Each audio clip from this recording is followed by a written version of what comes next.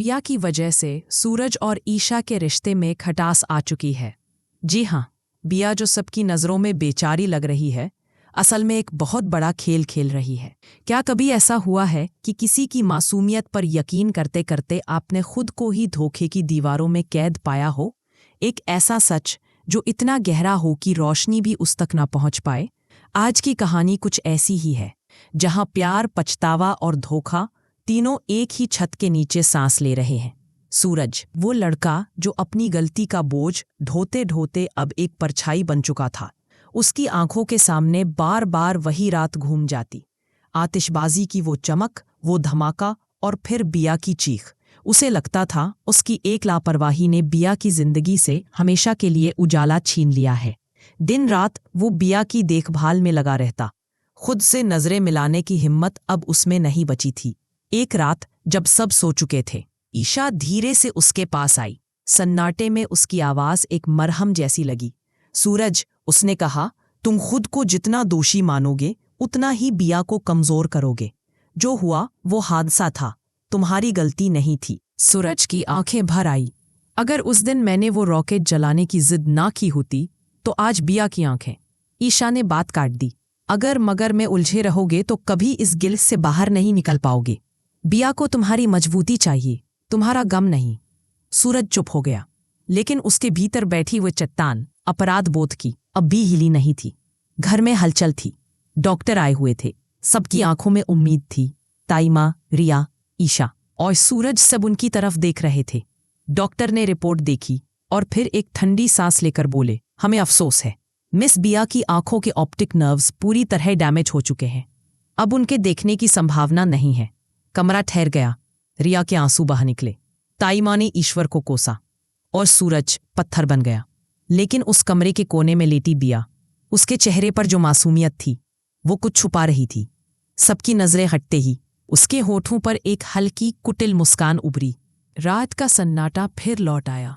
सूरज सोफे पर बैठे थक कर सो गया और तभी बिया धीरे से उठी। उसके कदमों की आवाज तक हवा ने रोक ली। वो फुर्ती से कमरे से निकली, पिछला दरवाजा खोला और अपनी कार में बैठकर कहीं चली गई। उसकी मंजिल शहर के बाहरी हिस्से में एक छोटा सा क्लिनिक, जहां डॉक्टर उसे देखकर हड़बड़ा गया। मैडम, आप यहाँ इस वक्त? अगर किसी ने देख लिया तो? ठंडी हंसी हंसते हुए कहा, इतना डरने की जरूरत नहीं डॉक्टर साहब, बस याद रखो वही स्क्रिप्ट सबके सामने बोलना जो मैंने तुम्हें दी है। सबको यही लगना चाहिए कि मैं अंधी हूं। उसने पर्स से नोटों की गड्डी निकाली। बाकी पैसे कल मिल जाएंगे, बस कोई गलती नहीं होनी चाहिए। डॉक्टर के हाथ कांप उठे। मैडम, अगर किसी को सच पता चल गया तो मेरा करियर। बिया झुककर बोली, अगर सच बाहर आया तो जेल तुम जाओगे डॉक्टर। मैं तो बेचारी अंधी कहलाऊंगी। सब मुझ पर तरस खाएंगे।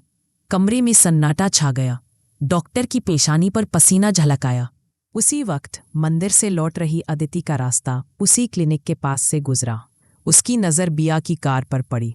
वो ठिठक गई। इतनी रात को बिया यहाँ, और वो भी अकेली। शक की लहर उसके मन में दौड़ गई। वो चुपचाप क्लिनिक की खिड़की तक पहुंची, जो हल्की सी खुली थी, और जो उसने सुना, उसके पैरों तले जमीन खिसक गई। बिया की आवाज़, डॉक्टर की घबराहट, पैसों का जिक्र, सब कुछ साफ सुनाई दे रहा था। मतलब बिया अंधी नहीं है, सब कुछ एक नाटक है। अदिति का चेहरा गुस्से से लाल पड़ गया। ये औरत सबको बेवकूफ़ बना रही है, लेकिन उसके दिल में एक और जंग चल रही थी। अगर वो ये बात सूरज को बताती तो वो टूट जाता, उसका इंसानियत पर से भरोसा उठ जाता। पर सच को छुपाना भी मुमकिन नहीं था। सूरज बिया के कमरे में बैठा था। उसके हाथ में जूस का ग्लास था। बिया ने आंखें झुका रखी थीं, जैसे वाकई कुछ देख नहीं पा रही हो। लेकिन अदिति दरवाजे के पास खड़ी थी। उसका चेहरा कठोर, आंखों में फैसला। वो अब और चुप नहीं रहने वाली थी। अब सच सामने आएगा, चाहे जो भी हो। क्या सूरज सच्चाई जान पाएगा? क्या बिया का झूठ बेनकाब होगा, या ये खेल किसी और को तबाह कर देगा? अगर आपको भी लगता है कि हर घर में ईशा जैसी समझदार और सच्ची लड़की होनी चाहिए, तो कमेंट में लिखो, जय ईशा। जिसे ईशा की हिम्मत और सच्चाई पर गर्व है, वो कमेंट करे, सच्चाई की जीत जरूर होती है। कौन कौन है #टीम ईशा के साथ? नीचे कमेंट में एक हार्ट डालो। अगर ईशा की बातें आपके दिल को छू गईं, तो कमेंट करो रिस्पेक्ट फॉर ईशा। जिसे लगता है ईशा ही इस कहानी की असली हीरो है, वो लिखो ईशा रॉक्स। अगर ईशा की शांति और सेंस ने आपको भी इंस्पायर किया तो कमेंट में लिखो ट्रू स्ट्रेंथ। जो मानते हैं कि ईशा जैसी दोस्त हर किसी की जिंदगी में होनी चाहिए, नीचे लिखो ब्लेसिंग नेम्ड ईशा। ईशा का प्यार, ईशा की समझदारी और उसका दिल। अगर आपको भी पसंद आया तो कमेंट करो क्वीन ईशा। सच बोलने की हिम्मत रखने वाली ईशा को सलाम। अगर आप भी उसके साथ हैं तो एक हार्ट डालो। जो भी मानते हैं कि ईशा ही इस कहानी की जान है, कमेंट में लिखो ईशा फॉरएवर।